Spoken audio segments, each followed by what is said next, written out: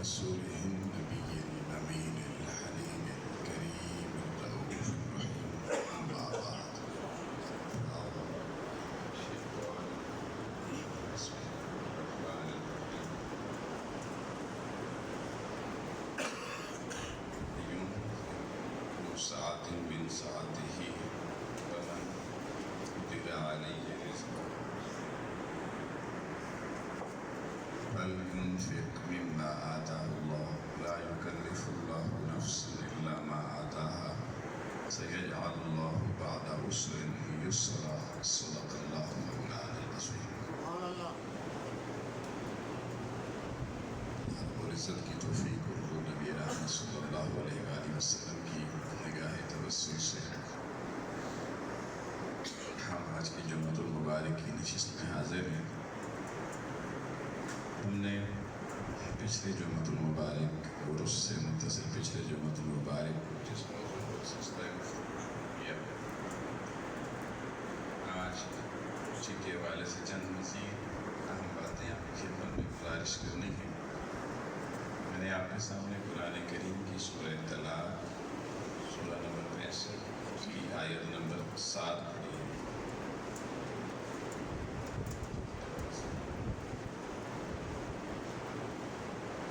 آیت نمبر 7 میں نے آپ کے سامنے پڑھی ہے سورہ طلاق کی. اللہ پاک نے فرمایا لینفق، لام تاکید کا لگا کر کہا تو لازمی خرچ کیا کرو. ذو سعات، جتنی وسعت اللہ نے آپ کو خرچ کرنے کی دی ہو. اصول بتایا گھریلو زندگی کے استحکام کا کہ لینفق، بس لازم خرچ کرو، ضرور خرچ کرو. ذو سعات، اپنی اپنی وسعت کے مطابق. ہر شخص کی وسعت، ہر شخص کی معیشت الگ الگ ہوتی ہے. اس میں کمپیریٹو اسٹڈی نہیں کی جا سکتی کہ فلاں اپنے گھر پہ زیادہ خرچ کرتا ہے تو میرے پر وسائل تھوڑے ہیں تو میں بھی کروں، ایسا نہیں ہے. یا فلاں نہیں کرتا تو میں بھی نہیں کروں. ممکن ہے اس کے وسائل نہ ہوں اور اللہ نے آپ کو وسائل دیے ہوئے ہیں. اللہ تعالیٰ نے اصول اور قاعدہ یہ بتایا کہ ذو سعات من سعتہ، اللہ نے جس کو جتنی طاقت، جتنی سعت، جتنا مال دیا ہوا ہے، ہر بندہ اپنی حیثیت کو دیکھے، ساتھ والے کو نہ دیکھے، رشتہ دار کو نہ دیکھے. آپ اپنے گھر کے کفیل ہیں، کسی کے نہیں ہیں. آپ کو اللہ نے اپنے گھر کا چوکیدار بنایا ہے، ان کا محافظ اور نگران بنایا ہے. آپ نے یہ دیکھنا ہے اللہ نے آپ کو کیا عطا کیا ہے.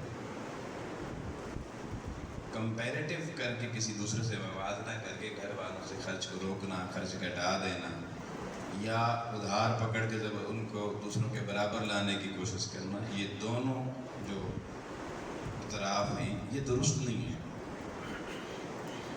اعتدال اسی چیز کا نام ہے کہ اللہ نے آپ کو جو وسعت دی ہے، آپ کو جو وسائل دیے ہیں، اس کے اکارڈنگ آپ اپنے بچوں گھر والوں پہ خرچ کریں. یہ قرآن مجید نے ایک اصول اور فارمولہ بتا دیا. اور گھر والیوں کو بھی پتہ ہونا چاہیے، بچوں کو بھی پتہ ہونا چاہیے کہ ہمارے باپ کے وسائل کتنے ہیں. ان کی ڈیمانڈز بھی اس کی اکارڈنگ ہونی چاہیے. یہ نہیں کہ ایک بندہ کروڑ پتی ہے، اس کا بچہ کسی بڑی یونیورسٹی میں پڑھ رہا ہے جہاں اس کی ایک سیمسٹر کی 2-4 لاکھ روپے فیس ہے، اور ایک بندہ جس کی 50-60 ہزار انکم ہے، اس کا بچہ کہ وہ پڑھ سکتا ہے میں کیوں نہیں، اب آپ میرے لیے کیوں نہیں کرتے. یہ نہیں ہے. اپنی حیثیت کے مطابق چلو گے، دنیا میں بھی کامیاب رہو گے، آخرت میں بھی کامیاب رہو گے. یہ ایک اصول قرآن مجید نے دے دیا. پھر فرمایا وَمَنْ قُدِرَ عَلَيْهِ رِزْقُهُ، اس نے رزق ہونے کے باوجود اپنے گھر والوں کا رزق تنگ کر دیا. یہ ہے بڑی خاص بات. جس نے اپنی قدرت کے باوجود، اللہ نے قدرت دی تھی، وسائل دیے تھے، اس کے باوجود اس نے گھر والوں کی ضروریات کا خیال نہ رکھا اور ان پر رزق کو تنگ کیا، مشکل پیدا کی، تنگ دستی پیدا کی. اللہ تعالیٰ اسے بھی کہہ رہا ہے کہ فَلْيُنْفِقْ مِمَّا آتَاهُ اللَّهُ. بھئی تو خرچ کیوں نہیں کرتا؟ اللہ تجھے دے رہا ہے. جب اللہ دے رہا ہے تو سانپ بن کے مولا بن کے کیوں بیٹھ گیا رزق کے اوپر پہ؟ تو یہ جو کہتے ہیں نا گھر والی بچوں کے صدقے رزق ملتا ہے، کہ اس آیت کی روشنی میں کہتے ہیں. یہ اس آیت سے کہتے وہ کہتا ہے میں دے رہا ہوں تو کیوں روک رہا ہے بھائی؟ میں نے روک دیا تو کیا کرے گا؟ اس اینگل سے بھی تو سوچے نا، تو خدا کب سے بن بیٹھا ہے؟ خدا تو میں ہوں، میں نے روک دیا تو کہاں جائے گا، کس سے فریاد کرے گا؟ مل رہا اللہ کا شکر ادا کر، اور جتنا اپنی وسعت کے مطابق، ضرورت کے مطابق گھر والوں پہ خرچ کرتا چلا جائے گا، وہ مالک رازق کے بڑھاتا چلا جائے گا۔ پھر فرمایا لا یکلف اللہ نفسا الا ما آتاها، اللہ تعالیٰ کسی شخص پہ بوجھ نہیں ڈالتا اس سے زیادہ جتنا اس نے اس کو دیا ہوتا ہے۔ یہ بہت گہرا نقطہ ہے، اس پہ میں اگر صرف گفتگو شروع کر دوں تو کئی جمعے چل سکتی ہے، لیکن میں ایک دو جملوں میں صرف آپ کو اندازہ کروا دیتا ہوں اس جملے کی اہمیت کا۔ اللہ کہتا ہے میں کسی بندے پہ اس پر میری ہونے والی عطا سے زیادہ بوجھ نہیں ڈالتا۔ اب ایک بندہ ہے، 5 بچے ہیں اور وسائل 40-50 ہزار سے زیادہ نہیں ہیں، اور ایک بندے کے 3 بچے ہیں اور 5 لاکھ روپے وسائل ہیں، تو یہ بات بظاہر تو بڑی عجیب نظر آتی ہے کہ بھائی اللہ تعالیٰ بوجھ ضرورت سے زیادہ نہیں ڈالتا جتنی عطا کرتا ہے، تو جس کو 2-3 بچے دیے اس کو 5 لاکھ دے رہا ہے، اور مجھے 6 بچے دے دیے تو جناب مجھے 50 ہزار دے رہا ہے، تو بوجھ تو میرا بڑھ گیا نا، وسائل کم میں بوجھ زیادہ ہے۔ قرآن تو اصول کچھ اور بیان کر رہا ہے، نہیں آپ دیکھیں اللہ نے اس کی اولاد کو جو صلاحیتیں دی ہیں وہ اس معیشت کے مطابق دی ہیں۔ مثلا وہ جس کو 5 لاکھ وسائل دی ہیں اس کا بچہ ممکن انٹرنیشنل لیول پہ پڑھنے کی طاقت رکھتا ہے، یا 70-80 لاکھ روپے لگا کے جانا پڑتا ہے، وہ انٹرنیشنل لیول پہ کل کوئی کام کر سکتا ہے، اس کے اندر اللہ نے ایسی صلاحیت رکھی ہو۔ اور آپ کے بچے میں اللہ نے کیا پتہ ہے کریانہ سٹور چلانے کی صلاحیت رکھی ہو، ایک بجلی کا کام کرنے کی صلاحیت رکھی ہو، یہ تو اللہ نے دیا نا۔ وہ کہتا ہے میں نے ہر چیز کو دیا اسی کے اکارڈنگ ہے جس طرح کا بنایا ہے، میں کسی بھی فالتو بوجھ نہیں ڈالتا۔ اب جس کے وسائل تھوڑے ہیں وہ سمجھ لے، وہ بڑے خواب بھی نہ دیکھے، وہ دیکھیں اللہ مجھ سے اس لیول کا کام لینا چاہتے کہ نا، معاشرے میں سارے لیول کے کام ہونے ہیں نا، اگر سارے بندے ہی جناب وہ سائنسدان بن جائیں، ٹھیک ہے، تو پھر مجھے بتائیں صفائی کا کام کون کرے گا، پھر دکانیں کون چلائے گا، پھر مارکیٹنگ کون کرے گا، پھر بجلی کا کام کون کرے گا، پھر دیگر چھوٹے چھوٹے کام آپ کے جناب یہ اے سی ٹھیک کرنا اور یہ چیزیں کون کرے گا؟ یہ اللہ کا ایک نظام ہے، وہ کہتا ہے میں بوجھ اسی کے اکارڈنگ ڈالتا ہوں۔ پھر دیکھیں جس کو اللہ 50,000 روپے کے وسائل دیتا ہے اس کو بیماری بھی ایسی دیتا ہے کہ 250 کے ڈاکٹر کے بعد بندہ ٹھیک ہو جاتا ہے، اور جس کو 5 لاکھ کے وسائل دیتا ہے وہ 2.5 لاکھ سے بھی بعض کو ٹھیک نہیں ہوتا۔ یہ دیکھیں کتنے راز ہیں اس ایک جملے کے اندر، ہم خواہ ٹینشن لیتے رہتے ہیں، ڈپریشن کے شکار ہو، فلاں دیکھو مجھے دیکھو، بھائی اللہ یہ کیا ہو گیا؟ ایک جملے میں اللہ تعالیٰ نے سارے جو ہماری ذہنی اختراعات ہیں ان کا خاتمہ کر کے ایک خوبصورت اصول دے دیا، اور کوئی اس اصول کو مان کر اس کے مطابق اپنی زندگی کی گاڑی کو ایڈجسٹ کر لے، الحمدللہ دنیا بہت خوشحالی سے گزرے گی۔ پھر اگلا جملہ، جس کے اگر کسی آزمائش کی وجہ سے کوئی وسائل تنگی ہو گئی ہے، کم ہو گئے ہیں، اللہ تعالیٰ نے اس کو بھی ایک اصول دیا ہے، تو پریشان کیوں ہوتا ہے، شکوے کیوں کرتا ہے، لوگوں کیوں کو بتاتا پھرتا ہے، شکر گزاری کیوں نہیں کرتا؟ فرمایا سَيَجْعَلُ اللَّهُ بَعْدَ عُسْرٍ يُسْرًا، فرمایا یہ جو سین لگا ہوتا ہے نا شروع میں کسی لفظ کی عربی میں، اس کو ایک تو اس کا معنی ہوتا ہے یہ استقبالیہ سین ہوتا ہے، یعنی کہ کوئی چیز جس کو ان قریب، استقبال کب کیا جاتا ہے جب بندہ کو قریب آ جائے تو دروازے پہ کھڑے ہو جاتے ہیں استقبال کریں، بندے آنے والے پہلے تو نہیں کھڑے ہوتے نا 6 گھنٹے، جب بالکل پہنچنے والے ہو تب ہوتا ہے، تو یہ سین استقبال ہے، یعنی اب بہت جلدی سَيَجْعَلُ اللَّهُ، اللہ بنانے والا ہے ایسی چیز جس میں تم استقبال کرو گے، کس چیز کا، یا وہ چیز تمہارا استقبال کرے گی، بعد عسر، اس تنگی کے فوراً بعد، یسرا، آسانی اور خوشحالی۔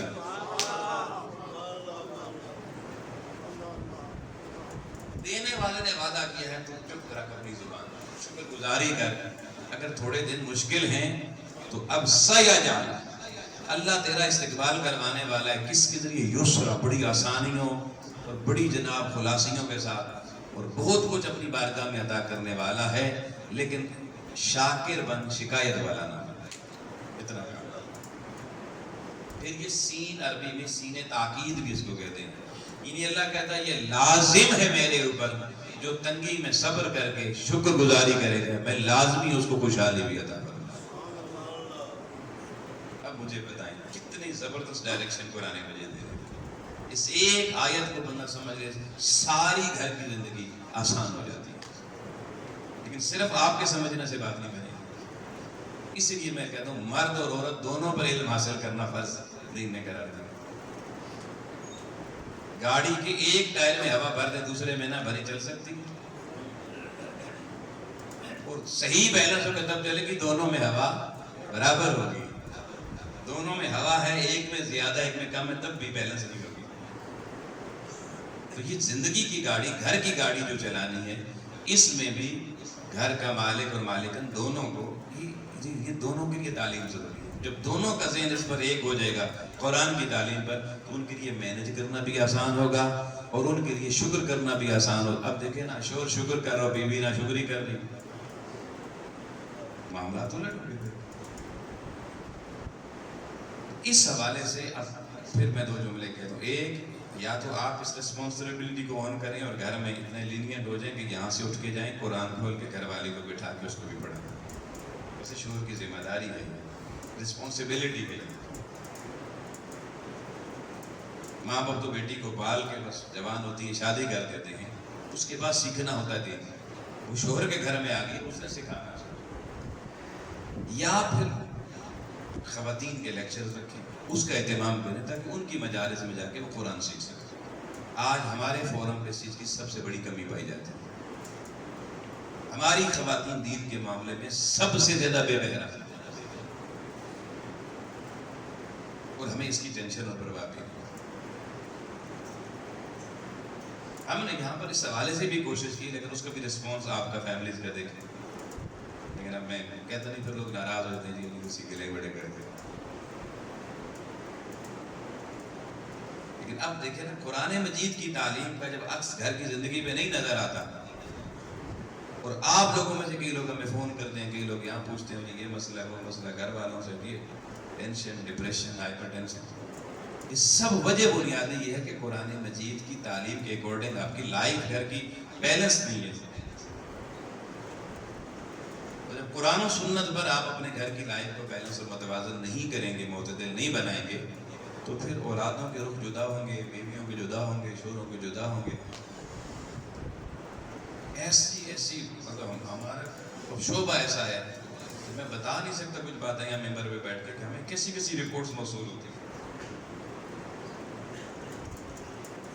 اور اب یہ بھول جائیں کہ اب کیونکہ سوشل میڈیا کا دور ہے، بیویاں آپ کے موبائلوں سے بھی ہمارے نمبر نکال لیتی ہیں، ہم تک بھی دوسری چیزیں پہنچ جاتی ہیں لوگوں کی۔ ایک خاتون نے پچھلے دنوں جناب چند مہینے پہلے ایک مجھے میسج کیا، خدا جانے کون تھی، اس نے کہا جی مجھے اتنا بتا رہی کہ میرا نام نمبر کچھ بھی نہیں، آپ کو پتا کہ میرا شوہر آپ کے پاس جمعہ پڑھنے آتا ہے، کہیں باہر سے آتا ہے، ادھر سے محلے سے نہیں، یہ بھی بتا، ٹینشن زیادہ نہیں ہوئی۔ اس نے کہا جی آپ لوگ کیا سمجھاتے ہیں، ان کو اتنا نہیں سمجھا سکے آج تک گھر والی کی ذمہ داریاں ان پر کیا ہیں، میں سبزی خود لینے جاؤں، میں جاب خود کرنے جاؤں، میں بچے خود پالوں، میں پکا کے ان کے سامنے رکھوں، ان کی کوئی ذمہ داری نہیں ہے، کیا ممبروں پہ کیا درس دیں، تھوڑی سب باتیں، صرف وہ بندہ کبھی جمعہ پڑھنے آ جاتا ہے، حوالات تو سامنے آ رہے ہیں۔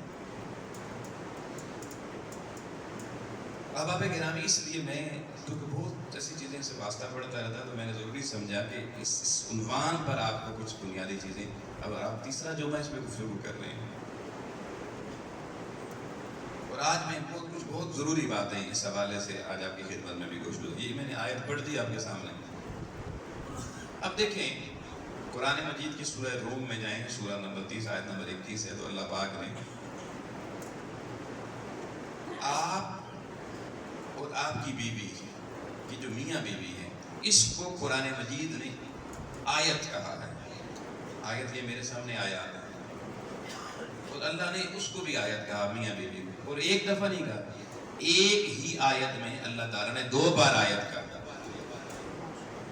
ایک آیت میں 2 دفعہ آیت کہا، یہ میرے سامنے قرآن مجید کی سورہ روم ہے. اللہ تعالیٰ نے فرمایا وَمِنْ آیَاتِهِ أَنْ خَلَقَ لَكُم مِّنْ أَزْوَاجِكُمْ لِتَسْكُنُوا إِلَيْهَا. اب شروع ہو رہا وَمِنْ آیَاتِهِ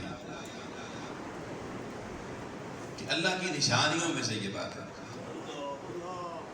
اللہ کی آیتوں میں سے ایک آیت یہ ہے کہ اس نے تمہارا جوڑا بنایا. اب جوڑا میاں کے لیے بیوی ہے، بیوی کے لیے اس کا میاں ہے. تو اللہ تعالیٰ کہتا ہے یہ میری آیتوں میں سے ایک آیت ہے، میری نشانیوں میں سے ایک نشانی ہے. یعنی کہ دیکھیں اللہ کا اگر یہ اسلوب سمجھ میں آ جائے نا تو جھگڑے بازی ختم ہو گئے. اللہ تعالیٰ کہتا ہے شوہر کو میں ایک نشانی دے رہا ہوں، اپنی نشانی دے رہا ہوں. کیا؟ بیگم کو اپنی نشانی دے رہا ہوں شوہر. اگر ہم ایک دوسرے کو اللہ کی نشانی سمجھ لیں تو قدر نہیں کریں.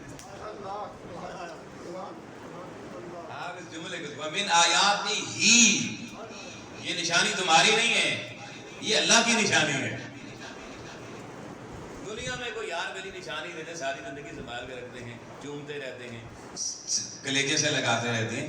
اللہ کی نشانی کی قدر نہیں. اور کہا میں نے یہ نشانی دی کیوں ہے؟ لِتَسْكُنُوا إِلَيْهَا، اس نشانی کے ذریعے تم تسکین کا سامان حاصل کرو، تذلیل کا نہیں. یہاں ہر وقت جناب لگے ہوئے ہیں جناب شوہر بیوی آپس میں جناب بچوں کے سامنے بھی جناب تذلیل ایک دوسرے کی کرتے ہوئے، ایک دوسرے کو نیچا دکھاتے ہوئے. تیری ماں ایسی ہو، تیرا باپ ایسا، تیری ماں ایسی ہو، تیرا باپ ایسا. جب بھی لڑائی ہوتی ہے ایک دوسرے کے ماں باپ کو گالیاں دیتے ہیں نا. تجھے تیرے ماں باپ نے کچھ نہیں سکھایا، وہ کہتی ہے تیرے ماں باپ نے تجھ جیسی اولاد پیدا کر کے ہمیں مشکل میں ڈال دی. وہ کہتے تو اپنا دیکھ پیچھے تخم پتہ نہیں کیا کیا سے تم لے. اللہ تعالیٰ کیا کہہ رہا ہے بھائی یہ میری نشانی ہے. اور نشانی کیوں دی ہے؟ ایک دوسرے کو دیکھو، ایک دوسرے کے ساتھ بیٹھو اٹھو، ایک دوسرے سے راحت کا، تسکین کا، سکون کا، اطمینان کا سامان حاصل کرو. اور ہمیں کیا مل رہا؟ ذہنی ٹینشن. اس کا معنی یہ ہے کہ ہم نے اسے اللہ کی نشانی سمجھا ہی. یہ ہے اصل راز. پھر کہا وَجَعَلَ بَيْنَكُم مَّوَدَّةً وَرَحْمَةً. اگر نشانی سمجھو گے نا تو پھر میں نے اس کے اندر اس نشانی میں تمہارے لیے مودت بھی رکھی ہے، رحمت بھی رکھی ہے. جھگڑا رکھا ہی نہیں. اللہ قرآن میں کہہ رہا ہے میں نے اس رشتے میں جھگڑا کو نہیں رکھا. میری نشانی ہے، میری نشانی میں جھگڑے کیسے آ سکتے ہیں، فتنے کیسے آ سکتے ہیں. کہتے ہیں نا تو بڑا فتنہ پرور ہے، تو بڑی فتنہ پرور ہے. اللہ کہتا ہے میں نے تو کوئی فتنہ نہیں رکھا اس میں، میں نے تو اپنی نشانی تمہیں دی ہے. God gift. اللہ کا بنائی مودت ہے. مودت اسے کہتے ہیں جس کے بغیر رہا نہ جا سکے، گزارا نہ ہوتا. اور ہم کہتے ہیں جتنا باہر ہے اچھا گزارا ہوتا ہے، گھر میں جا کے ٹینشن بڑھ جاتی. پھر رحمت رکھی ہے. رحمت سے رحم ہوتا ہے، مار پیٹ نہیں ہوتی. یہاں گھروں میں جب بھی لڑائی ہوتی ہے نا، جوتے چل رہے ہیں، مکے چل رہے ہیں، ٹھٹے چل رہے ہیں، لاتیں چل رہی ہیں. ٹھیک ہے، یہ رحمت ہوتی ہے. یہ کون سی رحمت ہے جو ہمارے ملک میں برستی ہے؟ ہمارے گھر میں جی اللہ کی بڑی رحمت ہے. بیگم سے کچھ کہتا ہے جی مار مار کے دھنی سجا دیتا ہے. ہمارے یہاں رحمت کا تصور ہی الٹا ہوتا ہے، رحمت کو رحمت سمجھتے. پھر وہ یہ بات کہتا ہے ان فی ذالک لآیہ، یہ جو میں نے جتنی پیچھے بیان کی ہے یہ ہے میری نشانی. ایک ہی آیت میں دو دفعہ نشانی کا. تو ہم اللہ کی نشانی کو یہی کاٹ رہے ہیں. پھر وہ کہتا ہے وَمَن يُعَظِّمْ مِن شَعَائِرِ اللَّهِ، کوئی میری نشانیوں کی تعظیم کر کے دیکھے، عزت کر کے دیکھے، ان کا اکرام اور احترام کر کے دیکھے، فَإِنَّهَا مِن تَقْوَى الْقُلُوبِ، ہم اس کے دل میں تقوی سے اس کو بھر دیں گے. تو کہتا ہے میری نشانیوں کا احترام کرو. اب تقوی اس لیے ہمارے قریب نہیں آتا، صرف لقوہ ہی آتا ہے کیونکہ ہم اس کی نشانیوں کا احترام نہیں کرنے کے.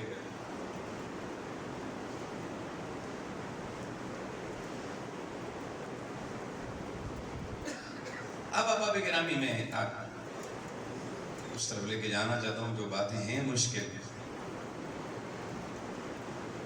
اس کی مشکل کے لوگ سمجھنا نہیں چاہتے. پھر وہ کہتے ہیں پتہ نہیں آج کل ہمارے یہ بھی پرابلم ہے نا. میں اگر یہ باتیں جو کہنے سے کہہ رہا ہوں کہ اے جناب پروفیسر صاحب یہ پکے عورتوں نال مردوں تے ہے ہی دشمن. حالانکہ میں قرآن و سنت سے کوئی بات کرتا ہوں ہمیشہ. اب آپ دیکھیں ہمارے یہاں اب میں اس کی بنیادوں میں کہاں پہ خرابی ہیں. ایک تو میں بتا چکا ہوں خرچ کے حوالے سے.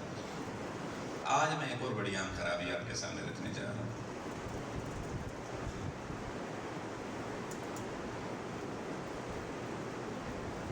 احباب گرامی،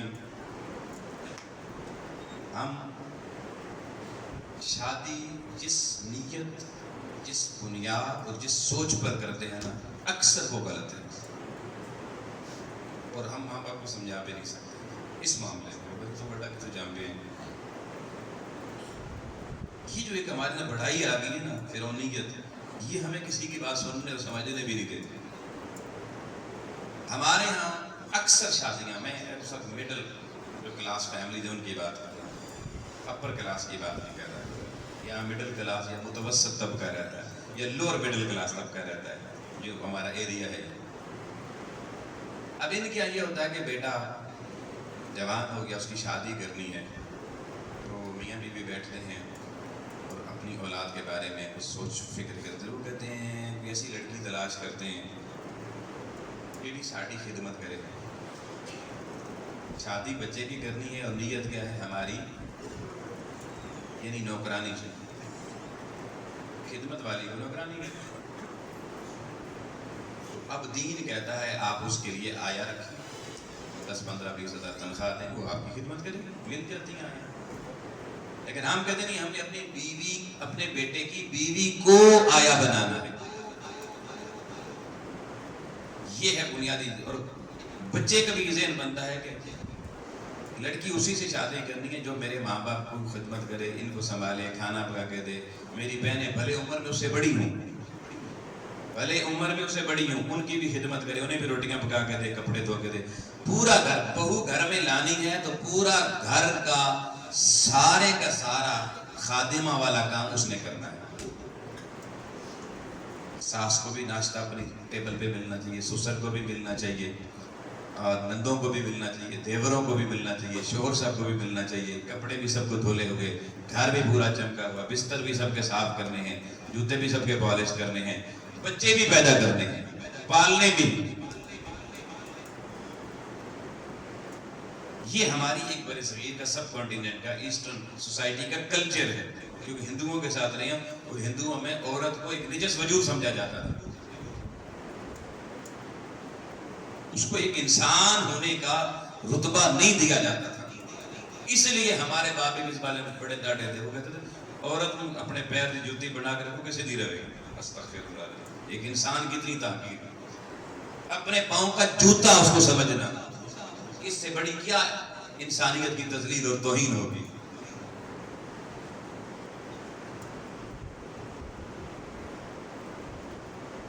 عورت آپ اس کو 10 گالیاں نکال لیں، اس کو یہ رائٹ ہمارے بزرگ نہیں دیتے تھے کہ وہ آگے ایک جملہ بھی بول رہے. اچھا اب دیکھیں جب اس بنیاد پر رشتہ ہوتا تھا اور شادی ہو جاتی ہے تو پھر جب یہاں فرق لگتا ہے نا خدمت میں، ذرا سا نند صاحبہ ناراض ہوگی، میری خدمت صحیح نہیں کی. ساس صاحبہ ناراض ہوگی، میری صحیح نوکری نہیں کی. سسر صاحب ناراض ہو گئے، جی مجھے صحیح نہیں پوچھا جی. دیور صاحب ناراض ہو گئے، جی میرے کپڑے نہیں دھلے جی. کیونکہ اس کو لایا ہی بنیادی طور پہ تسکین کے سامان کے لیے نہیں تھا، نسل انسانی کے ارتقاء کے لیے نہیں تھا. کیونکہ نوکرانی بنا کے لایا تھا، خادمہ بنا کے لایا تھا، آیا بنا کے لایا تھا. جب اس معیار پہ نہیں گزری، کس کو طلاق دے. ساس کہتی ہے بیٹے، اپنے ماں کہتی ہے بیٹے کس کو طلاق دے. مجھے بتائیں کیا یہ شادی یا یہ اسلام کے ساتھ کھلی بغاوت اور مذاق ہے یا نہیں؟ کیا یہ اپنی نسلوں کی تباہی کا سودا ہے یا نہیں؟ کیا یہ اللہ کی قرآن کو ٹھکرانا ہے یا نہیں؟ قرآن کہتا ہے کہ تمہاری بیویاں اس لیے ہیں کہ وہ تمہاری نسلوں کی محافظ بنے، وہ تمہارے بچے پیدا کریں، ان کی حفاظت کریں، انہیں پال کے تمہاری نسل اور شجرہ تمہارا چلے گا، وجود اس کا استعمال ہوگا، محنت اس کی لگے گی، کرہا کی وادیوں سے وہ گزرے گی. نسل تمہاری ہے، شجرے تمہارے ہیں، وارث تمہارے ہیں، تمہیں وارث دے رہی ہے. وَتَسْكُنُوا إِلَيْهَا، تم اس کے لیے تسکین کا سبب بھی نہیں بن سکتے. وہ تسکین کس کو کہتے ہیں؟ مجھے پتا ہے جس کو پورا دن جھاڑو لگواتے رہے یہ تسکین ہے، یا جس کو بستر پہ بٹھائیں یہ تسکین کا سامان ہے.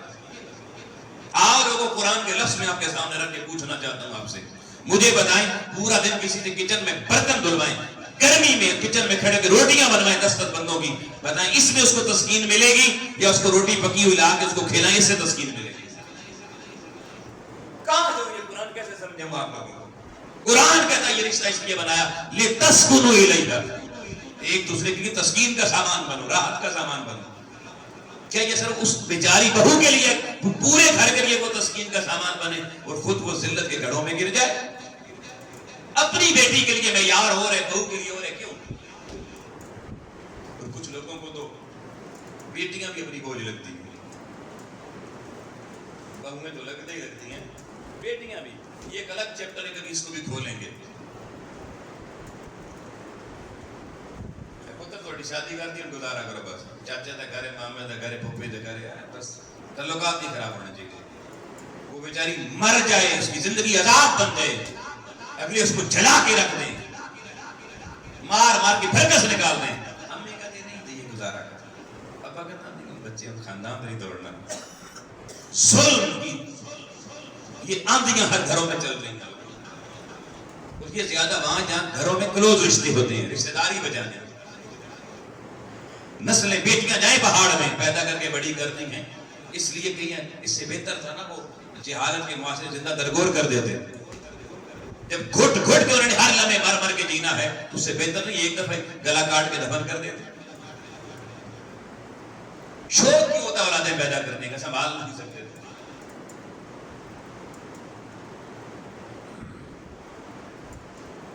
لِتَسْكُنُوا إِلَيْهَا، قرآن مجید نے کہا شادی کرنی ہے تو اس کو تسکین دینی۔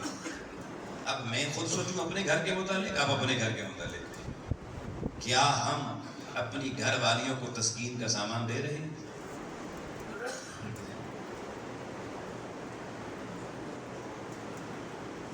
اللہ کی عزت کی قسم، جس نے سوچنا شروع کیا اس کے اندر دل سے حکم اٹھے گا کہ ہم کتنے ظالم ہیں۔ ممکن ہے اللہ مجھے معاف کر دے، میں مبالغہ آرائی نہیں کرنا چاہتا، ممکن ہے قیامت کو فرعون اور اس کی بیگم آسیہ کھڑے ہوں اور ہم اور ہماری بیویاں کھڑے ہوں اور اس ظلم کے ساتھ شوہر اور بیوی کے ظلم کو کمپیریزن کیا جائے، کیا پتہ ہم اس سے بھی آگے نکل گئے۔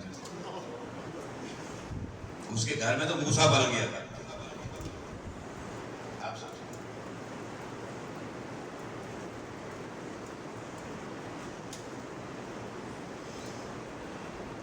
بنیاد غلط ہے، سوچ غلط ہے۔ اب سوال پیدا ہوتا ہے کہ پھر کس سوچ سے شادی کریں؟ قرآن کے 2 جملے ذہن میں رکھیں۔ شادی کا مقصد گھر میں جھاڑو مارنے والی عورت نہیں لانی، اس کے لیے بے شمار جھاڑو مارنے والی مل جاتی۔ اسلام نے کسی عورت کی ذمہ داری بیگم کی نہیں لگائی کہ وہ آپ کے گھر کی کوکنگ کرے۔ اسلام نے اس کو باؤنڈ نہیں کیا کہ وہ آپ کے گھر کے کپڑے دھوئے۔ ہوتا ہے نا کوئی فرض اور واجب، یہ اگر کوئی عورت گھر سنبھالتی ہے، یہ کام کرتی ہے تو یہ اس کی خوش اخلاقی ہے، ذمہ داری نہیں ہے، ریسپانسبلٹی نہیں ہے۔ یہ ذہن میں رکھنا، ریسپانسبلٹی تو عورت کی 4 ریسپانسبلٹی ہے بس گھر کے حوالے سے ٹوٹل پورے قرآن و سنت کا نچوڑ بتا رہا۔ پہلی ذمہ داری اس کی یہ ہے کہ وہ آپ کی نسل کو پیدا کرنے سے انکار نہ کرے، کیونکہ نسل انسانیت کا ارتقاء کا ذریعہ ہے۔ دوسری، وہ آپ کے لیے اپنے شوہر کے لیے تسکین کا راحت کا سامان بنے، لیکن شوہر اپنی تسکین یہ نہ کہے کہ پورا گھر سنبھال اور جھاڑو لگا پھر مجھے تسکین ملے گی، اپنے وجود کی حد تک۔ قرآن مجید نے لِتَسْكُنُوا إِلَيْهَا کہا ہے، صرف اس کے لیے، باقیوں کے لیے نہیں۔ تیسرا، شوہر کا گھر، شوہر کے باپ ماں بہن بھائیوں کا گھر نہیں، شوہر کا گھر اس کی محافظ بنے جب شوہر گھر میں نہ ہو، اس کے مال کی، اس کے گھر کی محافظ بنے۔ اور چوتھی چیز اس کی ذمہ داری میں یہ کہ شوہر کی اجازت کے بغیر وہ باہر نہیں جا سکتا۔ یہ چیپٹر اجازت والا پھر اس کی بڑا سختی نے بنایا، حالانکہ ہر بندہ آزاد بنے سے نا، لیکن یہاں عورت کو اللہ تعالیٰ نے پابند کیا، حضور علیہ السلام نے پابند کیا۔ عورت اپنے اپنے ماں باپ سے ملنے کے لیے بھی شوہر کی اجازت کے بغیر نہیں جا سکتا، تا وقت یہ کہ اس کو خبر ملے کہ اس کی ماں یا باپ بیمار ہیں اور اگر میں نہ پہنچی تو ان کا انتقال ہو سکتا ہے۔ اب وہ شوہر کی اجازت کے بغیر اتنی دیر کے لیے کہ ان کو دیکھ کے واپس گھر آ جائے، اب وہ جا سکتا ہے۔ حضور کے دور میں ایسی عورتوں نے جن کی شوہر نے پابندیاں لگائی تھی، حضور سے جا کے پوچھا، حضور نے کہا جا سکتا ہے، لیکن عمومی حالت میں نہیں۔ اور اگر کہیں شوہر ایسا پابندی لگاتے کہ تیرے ماں باپ کٹے کٹے ہیں، خود آ کے مل جائے گا، تو انہیں نہیں جانا، اب شریعت ان ماں باپ کو کہتی ہے، ان ماں باپ کو کہتی ہے کہ اب یہ نہیں کہ بیٹیوں کو بھول جاؤ، بس بیاہ چھٹیاں نہیں، ساڑھی ذمہ داری ختم ہو گئی، پہاڑے اتر گئے۔ وہ بھائی پہاڑے اترتے نہیں ہیں شادیاں کرنے سے، یہ غلط تصور ہے آپ کا۔ یہ جو ہمارے جملہ بولا جائے نا، بھارے اتار دیے جی، کون سا بھار ہوتا ہے؟ بیٹیاں بھاری لگتی ہیں آپ کو، اولادیں آپ کو بوجھ لگتی ہیں؟ کیا تصور بنا دیا انسانیت کا۔ ہر بندہ کہہ رہا ہے اے پہاڑا اتارنا ہے، بہت بھاری موٹی ہے، چٹائی نہیں جاتی آپ سے بیٹی، باہر کا تو یہ مطلب ہوتا ہے۔ اب دین نے یہ کہا کہ اگر شوہر اس کا مثلا پابندی لگا دیتا ہے، کسی وجہ بن جاتی ہے، تو ماں باپ ہفتے میں ایک دفعہ، 2 دفعہ نہیں، 3 دفعہ نہیں، ایک دفعہ بیٹی کے گھر اسے ملنے کے لیے جائیں۔ اب شوہر بیٹی کے ماں باپ یعنی اپنے سسرال کو اپنے گھر داخل ہونے سے نہیں روک سکتا، یہ اس کو اسلام نے اجازت نہیں دی، بھلے کوئی مخالفت تجھے کچھ ہو جائے۔ تو ماں باپ ہفتے میں ایک دفعہ خبر گیری کریں اپنی بیٹی کو۔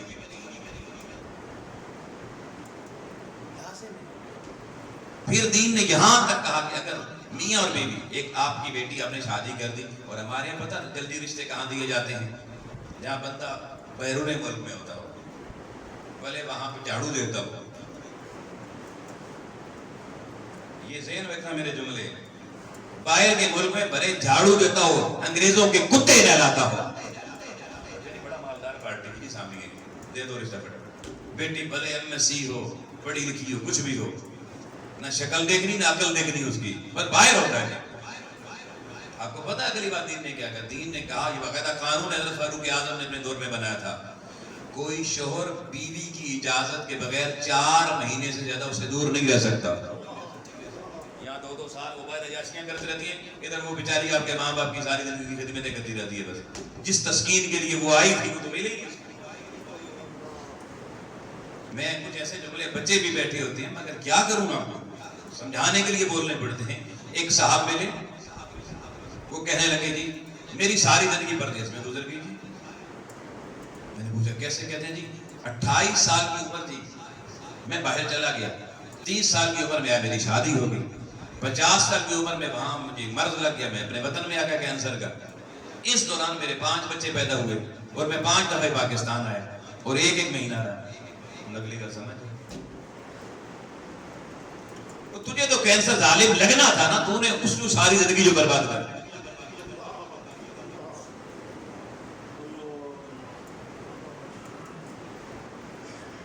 معاشرے کی خرابیاں بتا رہا ہوں۔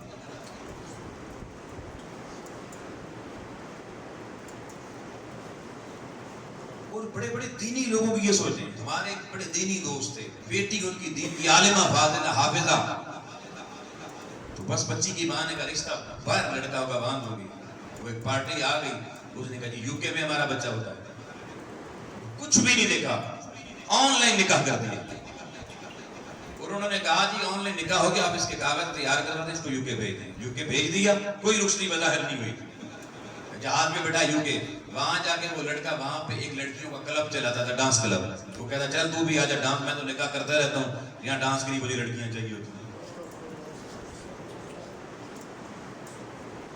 پھر آپ کے یہاں ٹینچ کا میں واقعہ بتاتا ہوں، ایک خاتون نے کہا جی میری بیٹی بڑی حسین سونی، میں تو باہر رشتہ دینا ہے، بندہ باہر ہونا چاہیے۔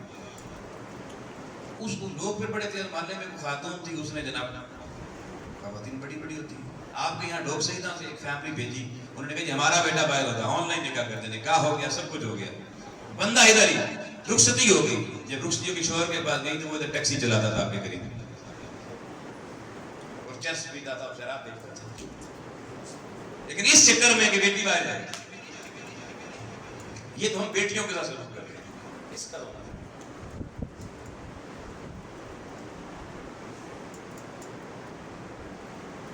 احباب گرامی، شادی کے لیے آپ بڑوں کو بھی یہ سمجھنا چاہیے کہ اسلام نے شادی کسے کہا ہے.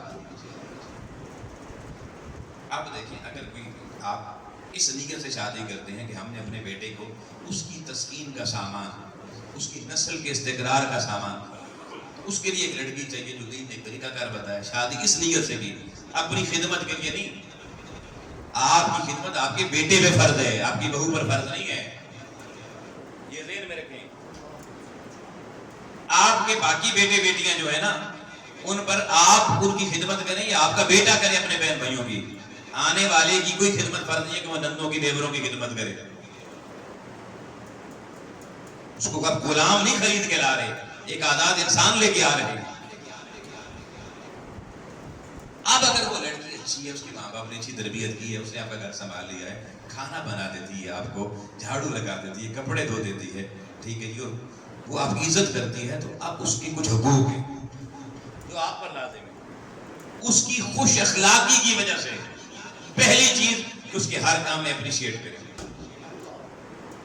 ساس سسر کو کھانا دیا, کھانا ختم بعد میں ندی, وہ کہہ لے پہلے کہ میری بیٹی سلامت رہو, اللہ تیرے نصیب اور اچھے کرے, اتنا اچھا کھانا آپ نے بنایا ہے, ہم نے تو کبھی شاید پہلے اتنا سویٹ کھانا نہیں کھایا تھا. اس کی حوصلہ افزائی کریں. اس نے کپڑے دھو لیے, کپڑے پہن کے تھوڑا سا اس کو کہہ دیں ماشاءاللہ بیٹی آپ کے ہاتھ میں اللہ نے کتنی نفاست رکھی ہے. یہاں ساسے کیا تھی, تینوں دھونا ہی نہیں آتا, اے تو سفائی کی تھی, اے برتن ہے نہیں دھوندے, اے تیری ماں نے کچھ نہیں سکھایا.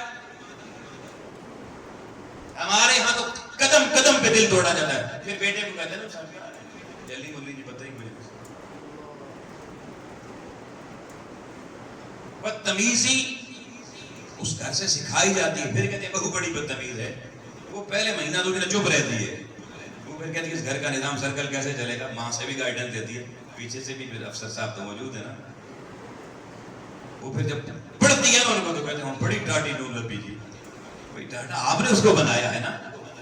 تو سب سے پہلے اگر وہ خوش اخلاقی سے آپ کے گھر کی کوئی ذمہ داری اٹھا رہی ہے جو اس کے فرائض میں نہیں ہے, اس کا احسان سمجھو, اور جو آپ پر احسان کریں آپ کو اس کا احسان مند ہونا چاہیے. غیرت مندی کا تقاضا تو یہ ہے الجزاء والاحسان الا الاحسان. دوسرا یہ ہے اب اس کے شوہر پہ لازم ہے اس کی تعریف کرے, اور جب وہ گھر میں مثال تو اس نے کپڑے دھو کے پورے گھر کو دے دیے, اب اسے کہیں چل بلیے لو کے مہینے میں 4 دفعہ اپنے پورے گھر کو کپڑے دھو کے دیے, اب تیرے حق بنتا ہے تجھے صدر لے جاتا ہوں کسی بڑے سٹور سے, جنت گارمنٹ سے, تجھے ایک جوڑا اپنی مرضی کا لے, اس کی تھکن دور ہو جائے. تو نے پورا مہینہ میرے ماں باپ کو کھانا پکا کے دیا ہے, مجھے کھانا پکا کے دیا ہے, چل آج تجھے کہیں لے جاتے ہیں مری میں, کہیں نتھیا گلی میں کھانا کھلا رہا. اتنا بھی نہیں کرتے. اور میں یہاں آپ کو کس طرح بتاؤں, یہ 90s کے دور کی بات ہے. میرے استاد یہ محترم حضور سید شیخ الاسلام ڈاکٹر محمد طاہر القادری آپ پنڈی میں تشریف لائے ایک پروگرام میں, تو کسی فیملی کی بڑی ڈیمانڈ تھی کہ ہمارے سچائی بھی,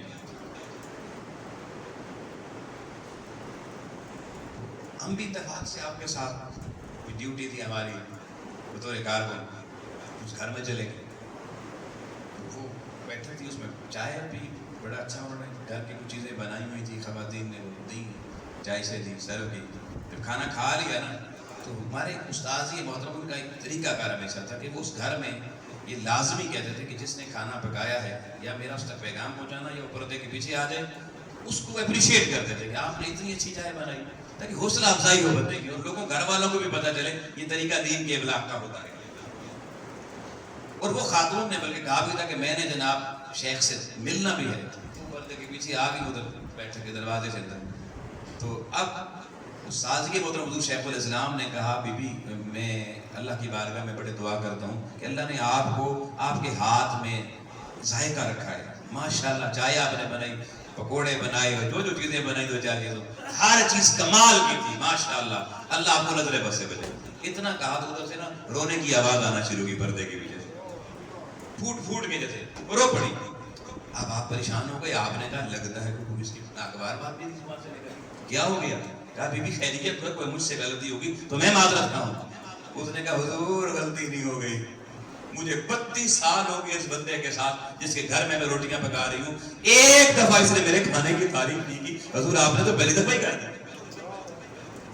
جس کے ساتھ گل گئی ہوں، ترس گئی تھی کبھی اس کی زبان سے بھی یہ جملہ نکلا، اینوں بھی سمجھا کے رہا۔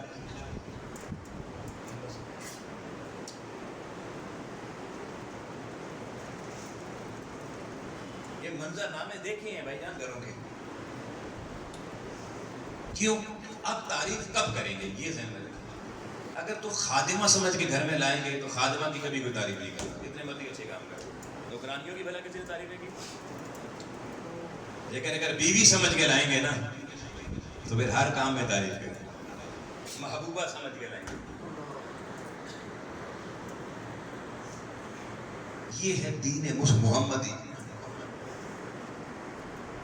میں نے ابھی اس ٹریک پہ بھی جہاں چڑھ گیا ہوں نا، ایک جمعہ میں اور اس پہ چند باتیں آپ کو ضرور بتانا چاہوں گا جو نوجوان نسلوں کے لیے بھی بہت اہم ہوگی اور آپ بزرگوں کے لیے۔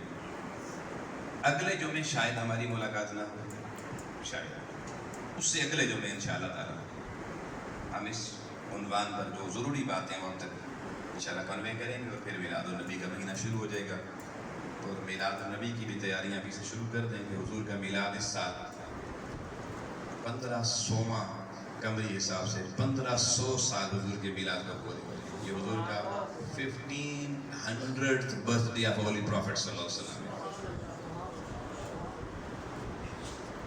ٹھیک ہے جی، لہٰذا اس طرح کی سیلیبریشن کچھ سے بڑھ کر ہونے چاہیے۔ بڑی بڑی کمپنیاں بھی اپنی جوبلیز مناتی ہیں، سلور جوبلی، گولڈن جوبلی، یعنی 100 سال ہو گئے، 50 سال ہو گئے، 1500 سال، 1.5 صدیاں گزری ہیں ظاہرہ ترتیب تشریف لائے ہوئے محبوب خدا کو۔ اس طرح ہر شخص اپنے گھر میں القات درود کرے، محفل میلاد کا، ابھی سے اس کے لیے پلاننگ کرے، خواتین کو بھی اس پہ لگائیں، حضور پہ درود کثرت سے پڑھیں، حضور کو زیادہ زیادہ تحفے بھیجیں۔ دعا ہے اللہ کریم کی ذات ہم سب کو قرآن مجید کی یہ رموز اور احکام قرآن و سنت کے سمجھ کر اپنی زندگیاں خوشحال بنانے کی توفیق عطا فرمائے۔ واقع دعوانا